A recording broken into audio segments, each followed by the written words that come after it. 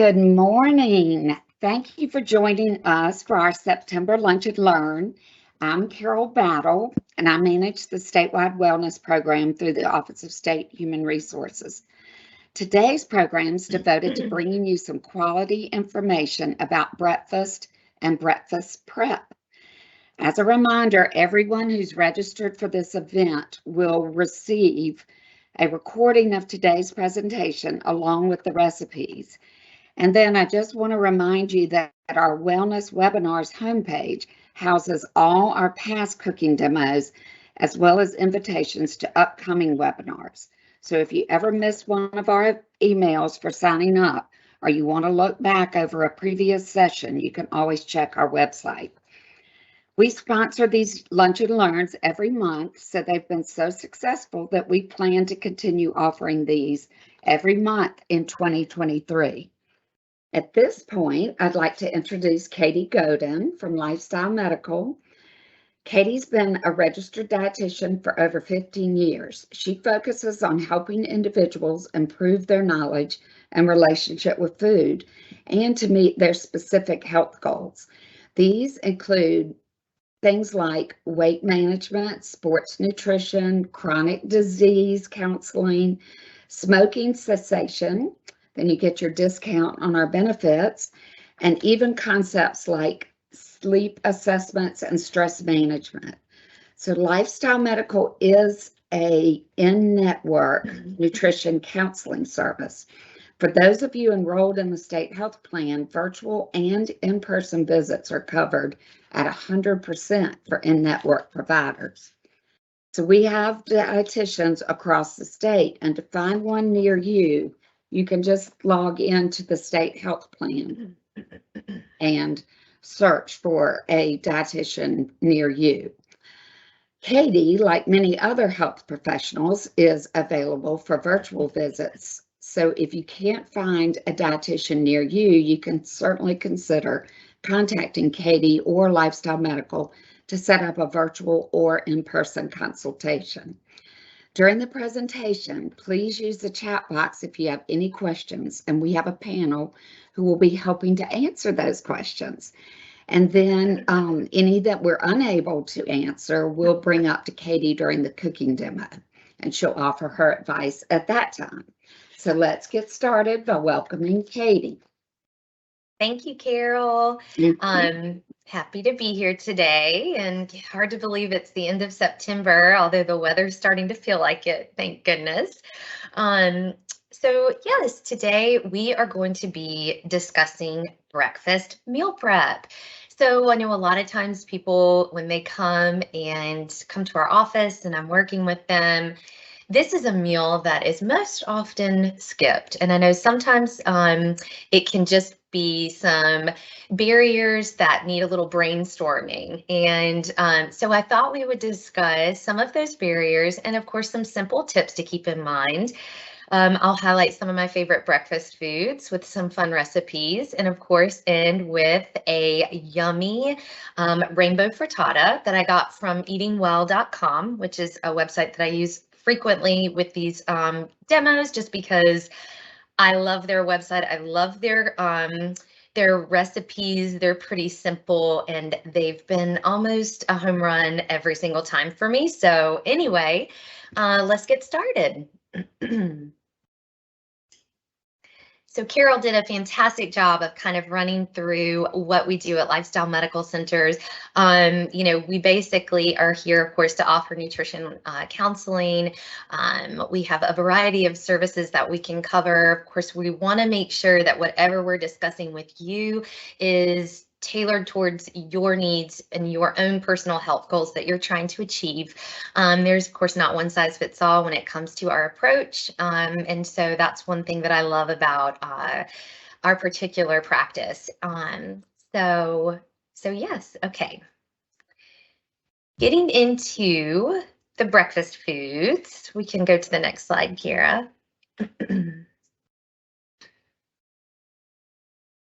There we go. So first, I wanted to talk through breakfast. Should we break the fast, right? So of course, that's where the word breakfast came from. It's literally breaking that overnight fast and having that first meal of the day. I get a lot of questions about this. So of course, breakfast is a meal that I might promote to majority of people that I see, but there's also others that might be interested in certain dietary modifications that may not include having a meal first thing in the morning, such as intermittent fasting, which I'll talk about here in just a second. So the answer, of course, is it just depends. It's complex. There's no one road to optimal health. There's many ways of achieving optimal health. And so basically, I like to just make sure I have all the knowledge for someone, but always take into account someone's personal preference when it comes to what they desire for their personal health goals, like I mentioned before. But just in general, I would say majority of people that are coming to my office and they're skipping breakfast, it's not because they're doing intermittent fasting. The reason that they are skipping is a variety of reasons potentially. It could be because of time. Maybe they don't like breakfast. I get that a lot. Or I'll hear, I'm not a breakfast person. Maybe they just don't have a plan. Maybe they just don't know what to eat. There are a lot of different things that could be going on as to why they're skipping breakfast. In general, about 15% of Americans tend to skip this meal. And when we look at school-aged children, 8 to 12% of that age group are skipping breakfast. So for me, I really like to make sure that children and those in the elderly population are really not missing out on this time of day. It's really challenging to sometimes make up those nutrients if you're in those lifestyle zones or those, age categories. And studies have shown, of course, that there can be some negative associations with skipping breakfast, maybe a higher BMI, maybe an increased risk of obesity. But I do think that there can be an exception to this rule. And I do think that it all depends on that individual's lifestyle. So let's talk real quickly about intermittent fasting. So just to note, I'm not going to spend the entire presentation talking about intermittent fasting because today we are talking about breakfast. However, I would love to discuss this further in 2023 as one of my presentation topics. So please know more to come on this topic because I do think it is very interesting and I think that it is very common for people to try intermittent fasting, or a lot of people just really want to know what the scoop is. Okay, so what is the scoop? There's, of course, some research behind intermittent fasting, but there's more studies that need to come when it comes to the long-term effects. What we're finding is that some of the short-term effects of intermittent fasting can be improvements in health conditions such as obesity, diabetes, cardiovascular diseases, some cancers and neurological disorders. A lot of times people find that they just feel better. They have more energy. They have better mental clarity. These are some things that are just being discussed as patients are trying the diets and just kind of hearing the feedback from it, as well as looking at the studies. When it comes to the different types of intermittent fasting, religious fasting, of course, has been around the longest. So biblical time, there were lots of religious fasting going on, and throughout the centuries, there's been lots of fasting in that way. But when it comes to what's current day fasting, there are a few different types. Alternate day is probably the most rare of the three. This is where you're basically abstaining from food one day and eating the next. So pretty much a 24-hour fast, alternating. Periodic fasting is much more common. So this is where you would fast. The 5-to-2 ratio means you're going to eat 5 of those days, eat 5 of those days, kind of a normal caloric intake discussed between you and your dietitian. And then you're going to have 2 days of fasting, which is going to be 500 calories or so. Sometimes people find that extremely difficult. It's very challenging to eat 500 calories. It is not something that I tend to recommend, but some people find that that really works for them. And so again, I like for people to advocate for what they want to try when it comes to improving their health, but I also want to, of course, always discuss what I find are potential barriers to some of these strategies. And I just typically, historically, with working with patients, find that 500 calories or less in a day is very challenging. And then the most common form of intermittent fasting is time restricted fasting, which this ratio 16 to 8 is referring to 16 hours of fasting, which most people find is mostly doable because 12, or not 12, I wish we could sleep 12 hours, right? But a chunk of those 16 hours are going to be during your sleep time. But usually you have an 8-hour eating window, which can be flexible as far as start and end time go. So usually it's either 10 to 6, 11 to 7, or 12 to 8. There's really no, reason as to why you would choose one over the other than it's just works better for you. Some people find that they can easily cut off eating at night. They need to eat first thing in the morning. Others find that they are historically more nighttime snackers. So maybe they want to start with the 12-8 and then kind of get themselves down into more of a 10 to 6 window. There's some wiggle room there. So let's talk about who might benefit from this style of eating. When someone comes into my office and they are just someone who might A, skip breakfast, B, someone in that category. I don't like breakfast. I don't want to eat breakfast. All the things. We might talk about intermittent fasting as a tool, but there are a few things that I look for when it comes to who should be mindful. And so anyone that has a history of disordered eating, and I don't necessarily mean a quote unquote eating disorder. If anyone has eating disorder in their history, I would have them nowhere near this form of eating style. But even disordered eating, meaning extreme nighttime eaters, maybe occasionally binges, a really disruptive relationship with food in general. I really don't think that skipping and going prolonged periods without eating is necessarily a good tool. But that's where education and that's where discussing this with a patient comes into play, and where I might give my education behind the matter, but also take into account what the patient is really wanting to try and learn, and we work together to see what fits best. And then if you have diabetes, I just encourage someone to be very careful and under strict medical supervision when it comes to changing up their eating regimens in an extreme way such as this, just if they're on medication or they have a history of low blood sugar or hypoglycemia. So much of the intermittent fasting research shows that it is very good for someone who has diabetes. It can be very helpful with blood sugar control. So there are just some certain things to keep in mind. Okay, so let's get to the bottom line here. Let's go to that next slide. Bottom line, so breakfast, to eat it or not to eat it, right? I mean, there's differences in the way we approach this question. Bottom line, I do not think that everyone has to eat breakfast, end period. Okay, achieving optimal health is complex. We know this. As I've mentioned, there's not one road to lead you there.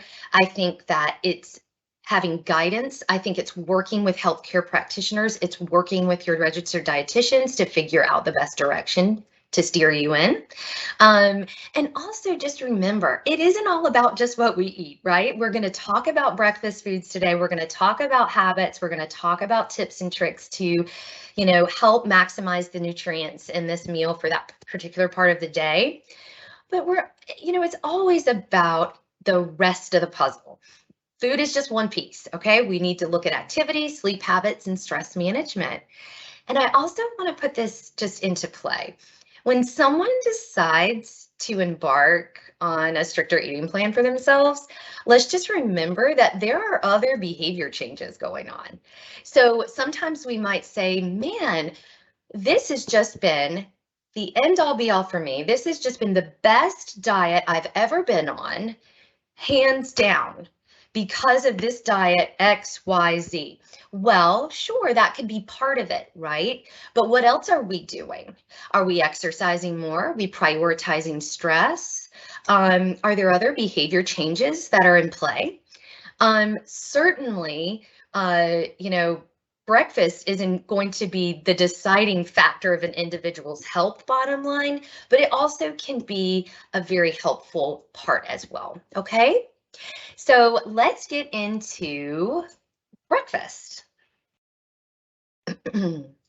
Let's talk about the benefits of eating breakfast. You're a breakfast eater, you want to really make sure that you are making the most of this time of your day. One thing about the research behind breakfast is that it is easier to obtain more nutrients in a total day if we are including these hours, right? There's better coverage of those current dietary recommendations, especially as I mentioned before, with children and the elderly population. However, I will just put this in there as someone that's trying to kind of see both sides here. If you do something like intermittent fasting, it's also about getting nutrients that you need in a day. And if you can fit those in and get in a well-rounded, well-balanced amount of micronutrients and healthy carbohydrates, healthy fats, good protein sources within that 8-hour eating window, then I think that's fantastic, right? And so it's all about looking at the bigger picture, if you will. So also, when it comes to breakfast foods, it is very important that we are kind of pairing those macronutrients. That's what's going to help with fullness, preventions of cravings later in the day.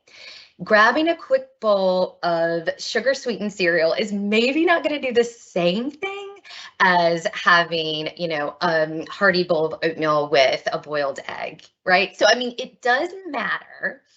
All foods fit, though. Let me throw that in. I'm a big all foods fit girl, but if we're looking at the bigger picture, again, we really want to make sure that we are targeting healthy pairings of foods at this time of day. Also, foods higher in protein and fiber, which is something that I like to encourage at breakfast, has been shown to help with weight management as well. And just to kind of plug a little bit about the research on breakfast, it is more observational. So with that, it's not showing exactly cause and effect. So it's not showing that it's the breakfast that created these positive results in the study. Breakfast eaters tend to have a reduced risk of cardiovascular disease, diabetes, obesity, hypertension, stroke, abdominal obesity, and elevated LDL or bad cholesterol, as you've maybe heard it. However, it's not always proving that eating breakfast alone is the reason. So it kind of goes back to what I just mentioned before, right? Food is one piece of the puzzle. Certainly breakfast can aid in all of these reduced risks for these chronic diseases. However, it's also about all of the other behavior changes that we're making as well. Okay, so why are we skipping this meal? If it's not intentional skipping, why are we skipping this meal? Is it time? I mean, I know everyone can probably relate to that picture, right? So like running out the door, you got something hanging out of your mouth, you grab a granola bar or a piece of toast or maybe an apple if you're lucky. But a lot of times we are not planning for this meal. It's a meal that usually maybe we're not sure of what we should be eating. Maybe it's a time thing. Most of the time is a factor. Things are probably not prepped. Maybe we just are used to skipping this meal because it is a very common meal that's skipped. And another big reason that I hear a lot is I'm just not really hungry. And so a lot of that can be because the hunger factor. I always have people kind of think back, and when I ask about their dietary recall, and I always ask times and when are you eating these things, a lot of times there's some snacking in the evening, which is okay here and there, of course. But I feel that if we're eating later into the evening, we're certainly not going to be hungry when we wake up in the morning. So it's a vicious cycle, if you will. Okay, so let's get into ways to work through these pesky morning barriers. Best thing that you can do with your dietitian is to make a plan. When you see someone in office or virtually or however you do it, you're going to get detailed, not super specific, because we always will make sure that they're kind of tailored towards the foods that you like and the things that work for you, but giving you a meal plan or structure of eating that is going to help make some of these things easier. I actually have a wonderful handout I love to use. I'm passing it along to you guys today. It's called Breakfast Products to Look For. It's one of my favorite handouts to use. We have a lot of a line of these products to look for. So breakfast is just one of them. I like this line because it uses pictures, and I like pictures. I think it's a lot easier to, obviously you get to see the product. It'll kind of ring a bell when you're in the grocery store. It'll make it a little bit easier for you to pick these things out. And so yeah, making a plan, having an idea of what to eat. Grocery shopping, of course, you need to go to the store and you need to prepare for this meal specifically. And sometimes we just need accountability to do this. And that's where, when you're meeting with a dietitian and you're making some goals, one of your goals might be, okay, for the next week, my goal is to get into the grocery store and buy these 5 items that I can rotate throughout the week to use for my breakfast meals. So other than having a plan, making sure you have the foods handy, you want to give yourself enough time in the morning. So, and a lot of times it's the idea of time that stresses us out. It's not the actual amount of time that it takes. And for example, whenever we think, and I even did this today, it doesn't have anything to do with food, but it's an example nonetheless. I woke up this morning and you have a lot on your mind. You're sitting here thinking, oh my goodness, I don't have time to do all of this. I have to get my son to school. I have to get a shower. I have to get ready for work. I have to, I've got a presentation today, and I'm also supposed to go into the, you just have all these things in your mind, and I'm just like, I'm not going to be able to do it all. Everything that in my head seemed like it was overwhelming took me 15 minutes. And I thought, oh, wow, okay, this was not as bad as I thought it was. It's always the idea of it. So it really shouldn't take more than about 10 to 15 minutes to pull out food and eat breakfast, okay? So it's not going to be a huge time barrier for you, really. It's just making it a priority. Eating more structured throughout the day and avoiding long distance between meals is what's going to be a nice strategy to keep you feeling hunger at appropriate times, if that makes sense. So usually I encourage an individual just in general to eat about every 3 to 4 hours. Of course, there's wiggle room there depending person to person, but just in general, about every 3 to 4 hours tends to work well. It doesn't allow you to get too hungry, so we don't overeat, which then leads us to go even longer between eating our next meal, which is just a vicious cycle, which usually ends up in, yes, backloading calories, which means eating more towards the end of the day. Most people that I meet are not front loaders, where we're, eating first thing in the morning and kind of gradually eating our lunch and our snack and everything. Then by the time dinner comes around, we kind of are satisfied with a dinner meal, and then we can kind of feel good entering into the evening without feeling that strong hunger, right? So that's what I'm talking about, eating more structured throughout the day. And then also try to avoid eating 2 to 3 hours before bed. This is what I do like about intermittent fasting, and what I do feel has helped people who have struggled with nighttime eating. They have a natural cutoff in their head. They think, well, it's 7 o'clock and I'm done eating. So that's my eating window and I'm done eating. And it kind of fits within that avoid eating 2 to 3 hours before bed.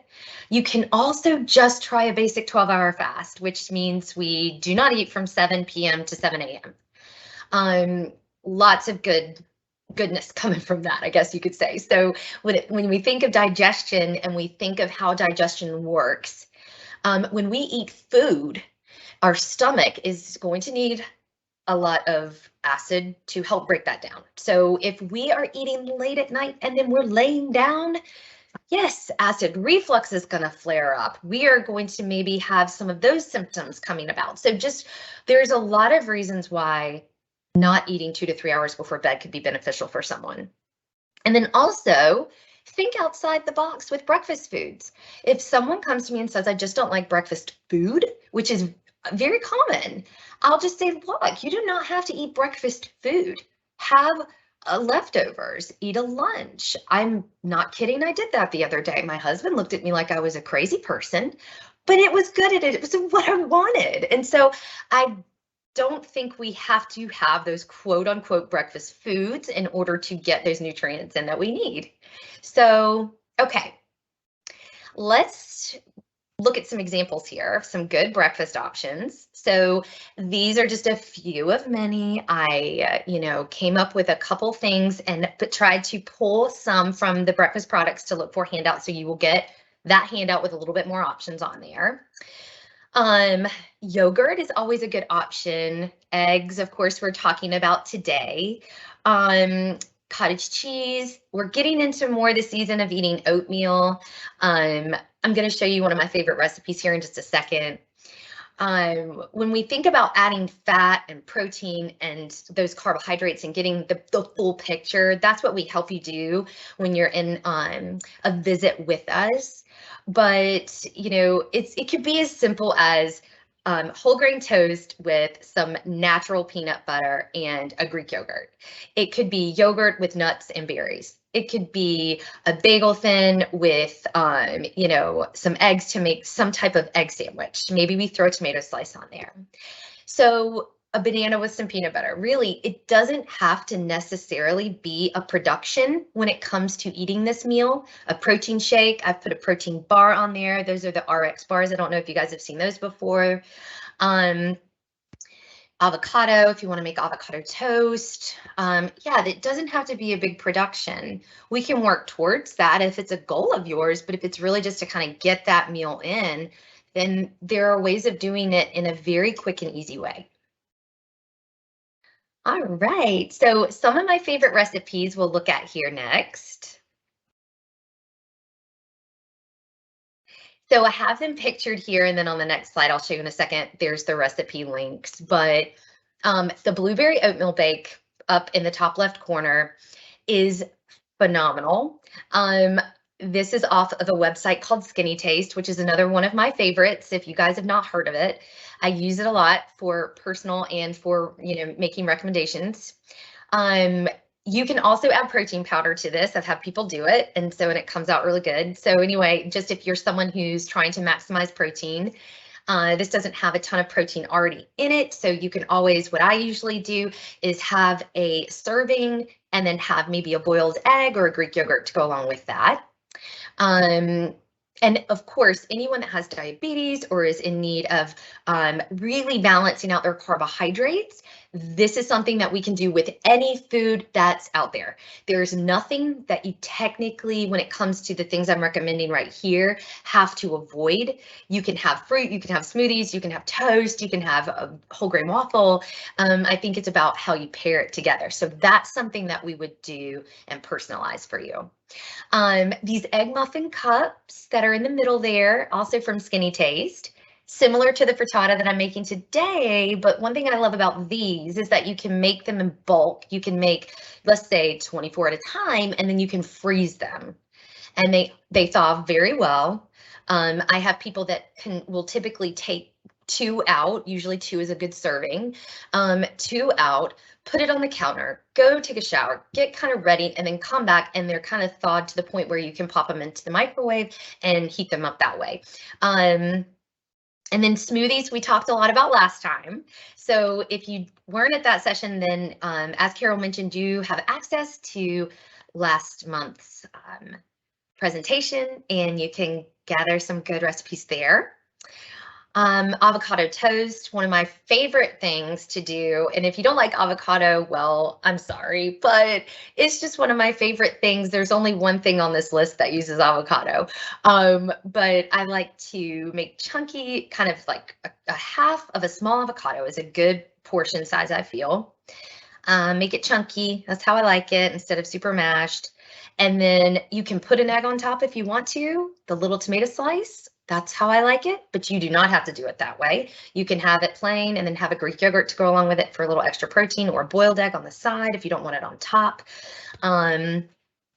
A yogurt parfait is something really simple that I mentioned just a minute ago. And then again, a whole grain waffle with peanut butter and berries.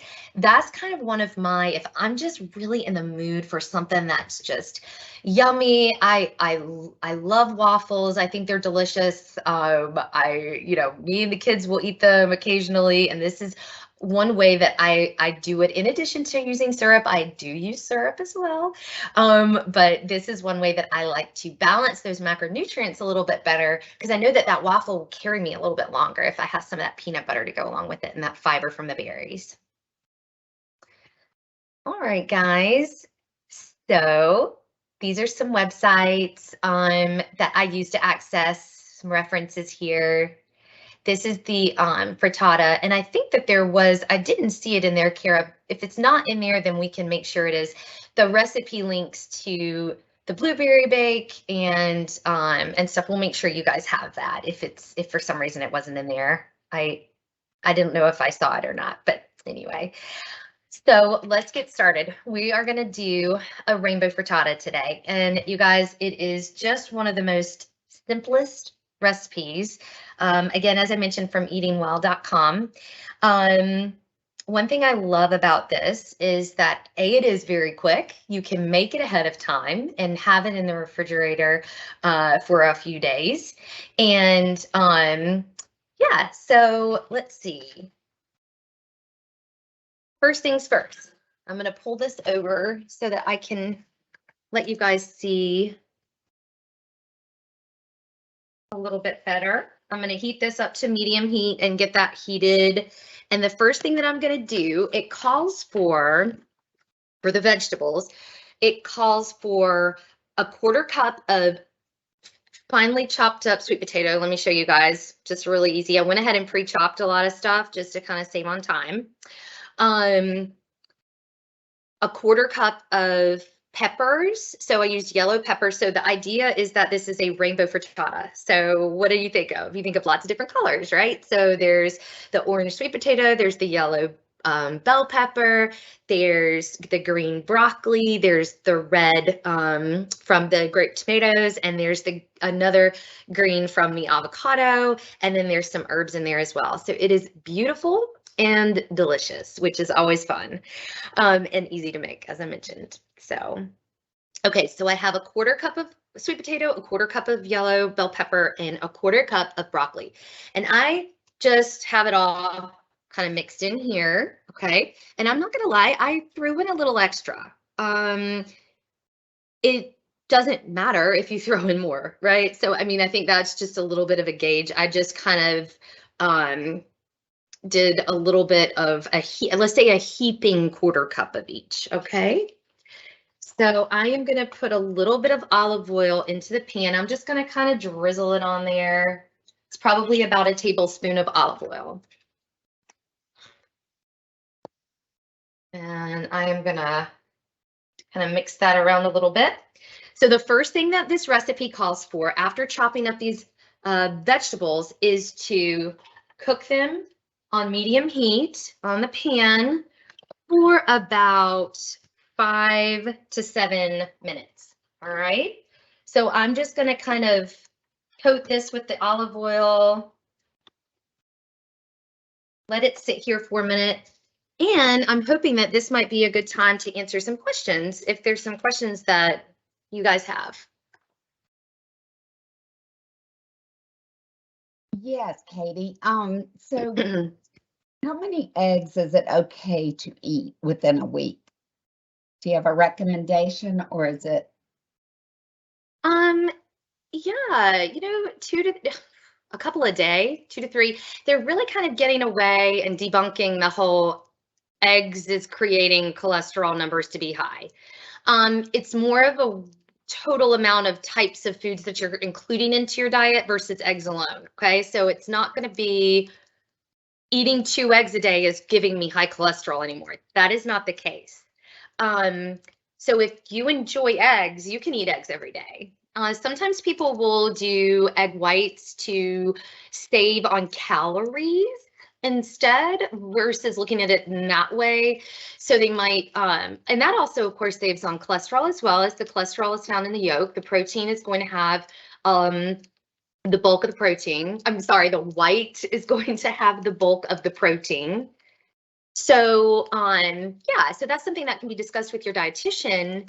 But yes, eggs can be a part of your daily intake, whether you want to eat them in this way or, you know, for breakfast, or you want to have them on an egg salad sandwich, or you want to chop them up into a salad itself.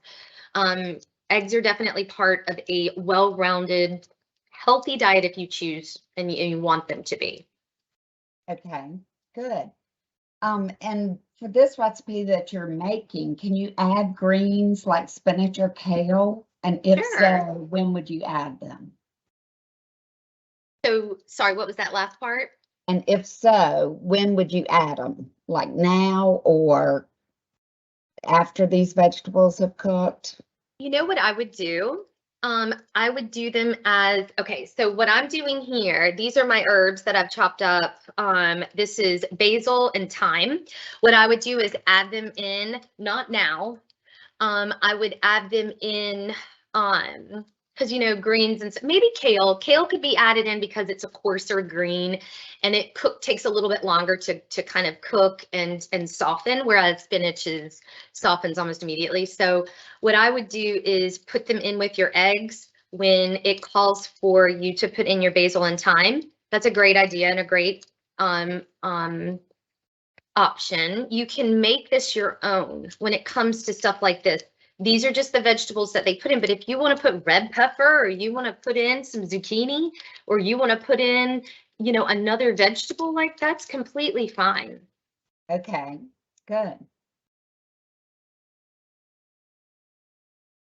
So have you ever heard of Magic Spoon type of cereals? What are your thoughts on those? Yes, I have heard of that. I think those are I've not seen them in person. This must be an online thing. But I know that I've heard of it. So I can't sit here and say I know the specs on it. It is made with allulose, allulose. Yeah, that's a perfectly acceptable. It's not an artificial sweetener. It's more of a natural, kind of like a stevia. So really good for those with diabetes. So yes, that is a perfectly fine sweetener to use. A lot of people don't have adverse reactions to that, just like stevia. It's all about a taste. Sometimes I've used allulose to sweeten. I made something with allulose recently in a different setting. Might have been a brownie recipe. So yeah, I know. Sometimes we want to get in that feel of, I just like a fun cereal to eat, right? But we don't want it to affect our blood sugars, and maybe there's a healthier option out there like that. So that could be an option. I did Google it because of this question, and it's $40 for 4 packages. So it's pretty I was going to expensive. say, Yeah. you know, the thing about a lot of these online products that are just seem so amazing, it really is an expense most of the time for people that you have to decide, is it worth it? You know, maybe there's another way around this. Maybe there's another option. All right. And what are the vegetables that you are cooking right now? Oh yeah, I'm cooking a 1/4 cup of broccoli, a 1/4 cup of sweet potato, and a 1/4 cup of, sorry, let me show you guys. A 1/4 cup of broccoli, a 1/4 cup of sweet potato, and a 1/4 cup of bell pepper. Okay, great. Okay. And what I might do really quickly, because we will have, whoops. Sorry about that. I am going to actually pour the eggs over. It's been probably about 5 minutes. So what I have now, I'll show you guys. I've already cracked some eggs, 8 eggs. So a serving is a 1/4 of this. So it's 2 eggs per serving. And then I have about a tablespoon of basil and a tablespoon of fresh thyme, both fresh, basil and thyme. And I'm just going to whisk that up. Okay.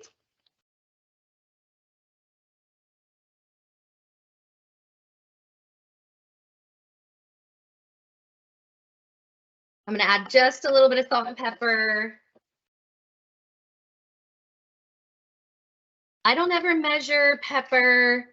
I just kind of put it in. Salt, I don't do a lot. So if you're a big salt person and you want to make sure you're not overdoing it, then of course measure.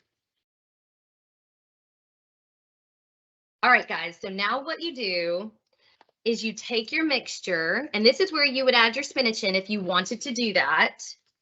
All right, and then we're going to pour it on top of this pan.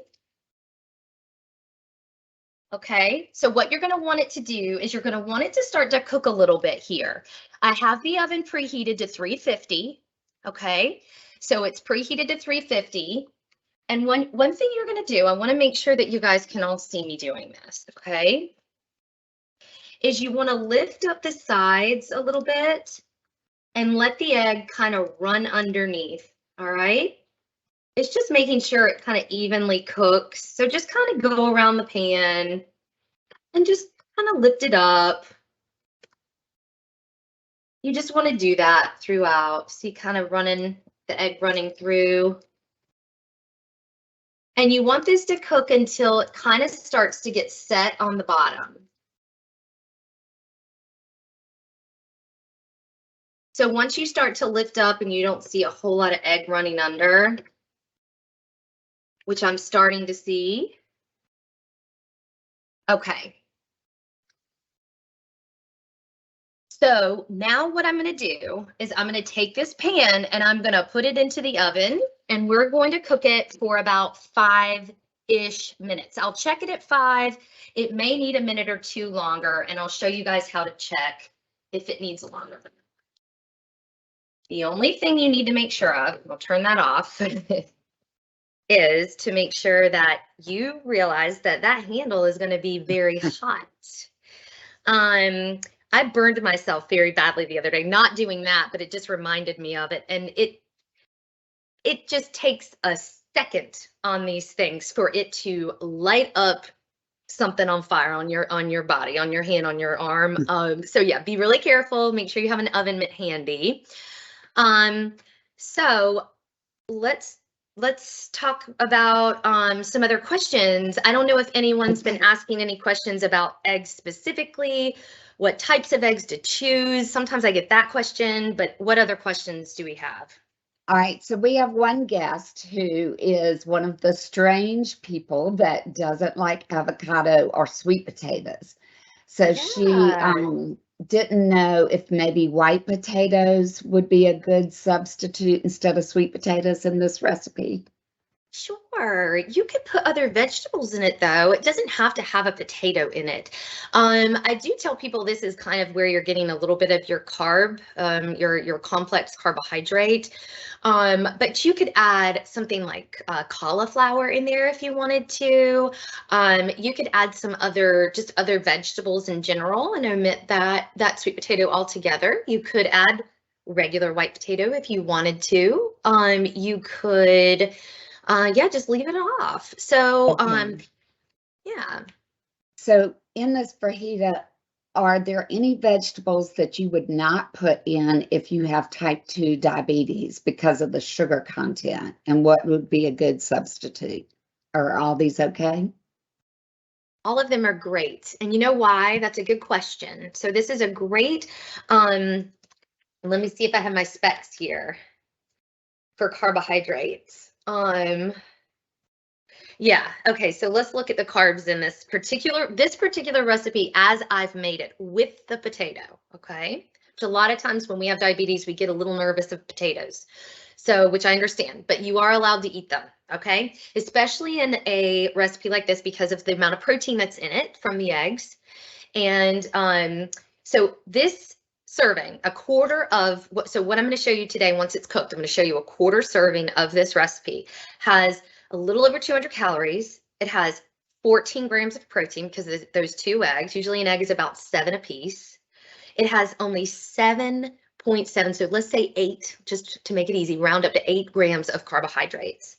3 of those carbohydrate grams are coming from fiber. Won't do a thing to your blood sugars other than keep them steady. So nothing you need to worry about in this recipe if you have diabetes. And no vegetable in an egg dish like this would I have you worry about that. The only other types of dishes I would have you be mindful of, like the oatmeal bake that I mentioned. That one, due to the fact that it is mostly carbohydrate with a good amount of fiber, and it does have some fruit and bananas in there. That would be one that I would tweak around a little bit and make sure you have a good amount of protein to go with it. But no, for this particular recipe, it pretty much fits the bill for anyone that has diabetes. Yeah. Okay. And then somebody asked that in their opinion, it seemed like a lot of eggs. Would it be okay to use less eggs and add more milk? I mean, 2 eggs per serving is a pretty decent amount. You could cut the eggs down if you wanted to. You could use more egg whites if you wanted to, if you wanted this to be more. I wouldn't think you would need to just cut the eggs out and add milk personally, because then I would keep the good protein in there. Although milk has protein, but it also has extra carbohydrates, and I think you could just get what you needed from egg whites instead. That's just a personal opinion, but I don't think it has too many eggs, given that a serving is 2 eggs.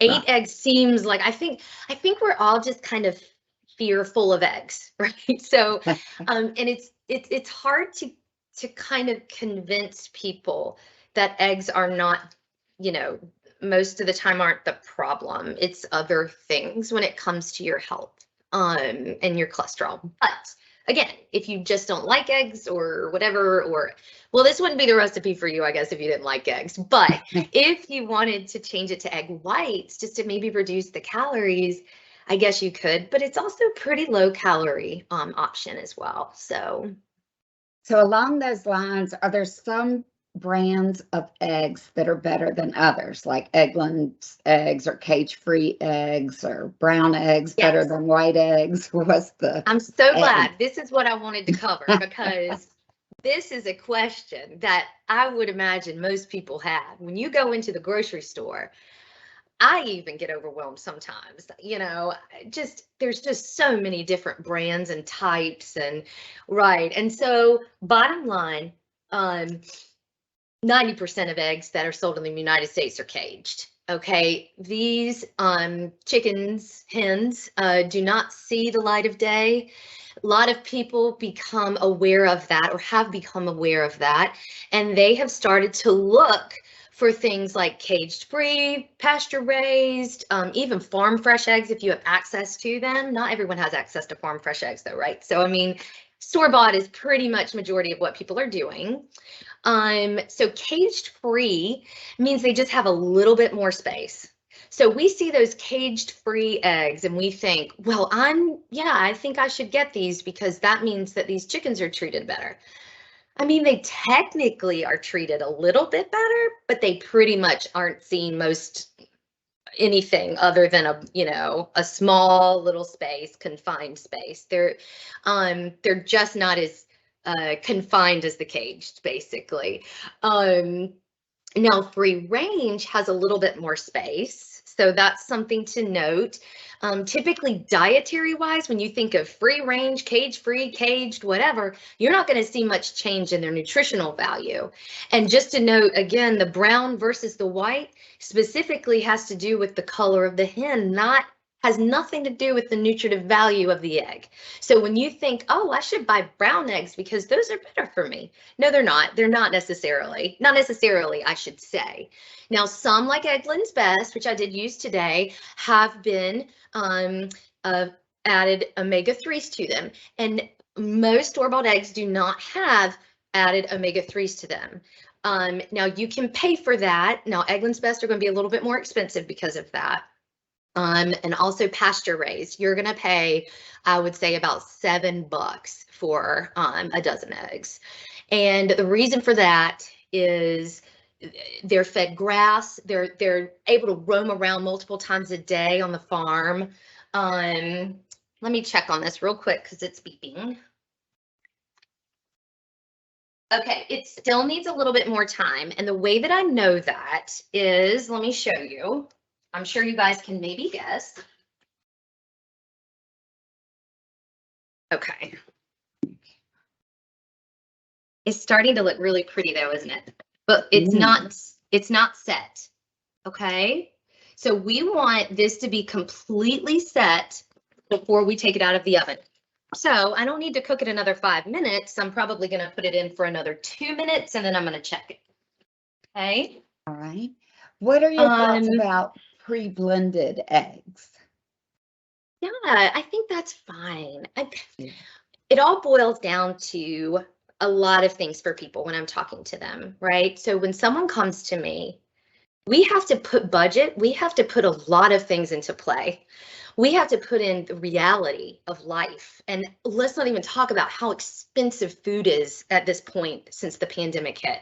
So we can't just go out there and buy $7, half a dozen eggs when we go to the grocery store. Not if you can't afford that, and most people probably aren't choosing to do that. So I think convenience, what we're able to afford, what we're willing, are we okay with the taste of it? Sometimes people might not like the way they taste as much as a pasture raised egg, if we're really into the way eggs taste, some people might be. So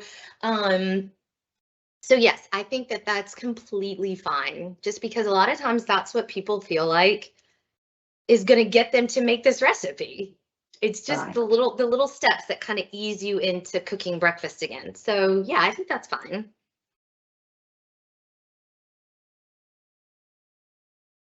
And have you ever worked with a patient who has reactive hypoglycemia?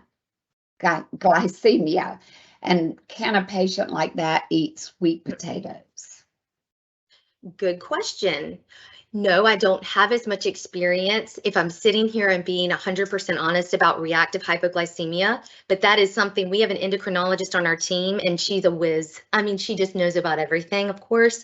She's someone that we work so closely with, and there's lots of references and resources that we can help guide a patient to with any form of blood sugar issues like that. So, but I would imagine that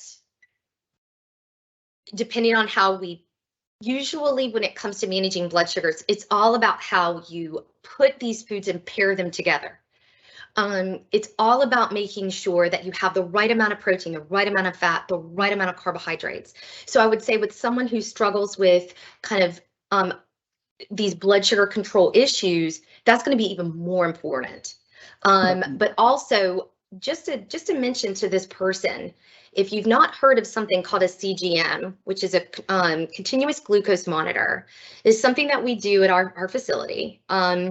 This is something that can really track your blood sugars all throughout the day, keep up with patterns. You leave it in for about 14 days. And anyway, we can talk further to anyone that has diabetes about that. They're phenomenal. They're a wealth of information, and especially if someone is having any difficulty managing their blood sugars. So just wanted to throw that out there as I was thinking about it.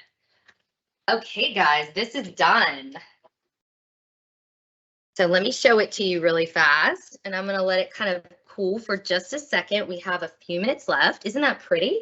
Yes, beautiful. So imagine when you have all of the tomatoes, so the tomatoes on there make it so pretty, and then you've got your avocado slices if you like. So what I'm going to do is I'm going to cut off a slice and put it on a plate and kind of dress it up a little bit here. Let me get a plate really quickly, and then I can answer another question. Okay.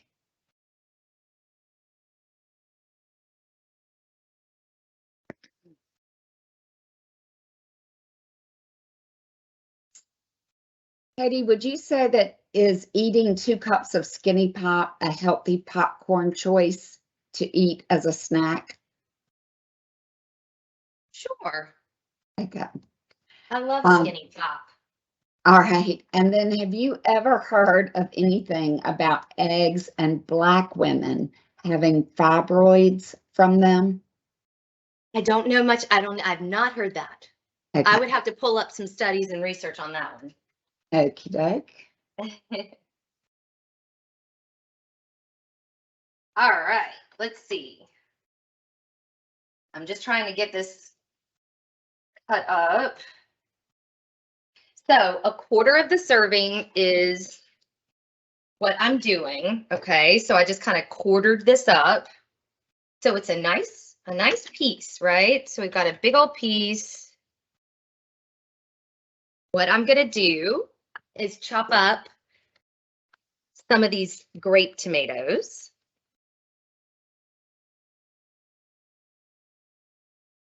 Let me pull my cutting board over here. The recipe has you, if you're looking at the recipe, it has you put the tomatoes just on the pan as if you were maybe going to, that I'm going to cut. As if you were going to serve it immediately, the entire dish, maybe as dinner or something like that. I'm not doing it that way, of course. I'm just eating it, individually. So it's kind of how you want to. So then you can kind of put these tomato slices on as you would like to, depending on how much you want. So kind of disregard in the recipe, I would say, the amount of tomatoes that they have recommended. I would say you could just add those as you would like to. The same with the avocado. Okay. Okay. So I'm just going to kind of slice some avocado. This is kind of how I do it, if you guys can see that. I don't have a fork on me, but now I love avocado, so I'm kind of loading it on. You do not have to put it on at all. Okay. Then I have some pretty strawberries that I wanted to put on this plate, because you could also have with this some strawberries, maybe some Greek yogurt if you wanted a little extra protein, depending on how many calories we've decided upon for you, or how much your stomach is telling you you want that morning. This might be plenty of food, but for someone else it might not be. So that's where we kind of tailor it towards you. Can everyone see that okay? Yes, it is gorgeous, Katie. Isn't it pretty? Very, very inviting. Yeah. I wish we were live. I know, it's delicious too. I think the thing that stands out the most to me with this recipe is the basil. The basil really just adds a burst of flavor that I usually don't have with eggs. And so just with the tomato and the basil, if you like cheese, this doesn't use cheese. And so it's actually delicious without cheese. And so it really fits well with someone who doesn't do a lot of dairy, or is choosing to not eat a lot of processed cheese and cheese in general. But a little bit of fresh mozzarella could be really good with this too. I'm just thinking about that basil, that tomato, that could be pretty yummy addition. Right. Okay. Well, I think our time is up. And this is gorgeous and looks so yummy. So thank you so much for teaching us how to make this and for You're all welcome. the very valuable information you shared. Of course. And I hope everybody stays dry over the next couple of days. And Yes. of course, we're all sending prayers to all of Florida. And I guess South Carolina's next to get hit. And then us. So everybody stay dry. Thank you, Yes, Katie. definitely. You're welcome. Thank you, guys. I'll see you next month.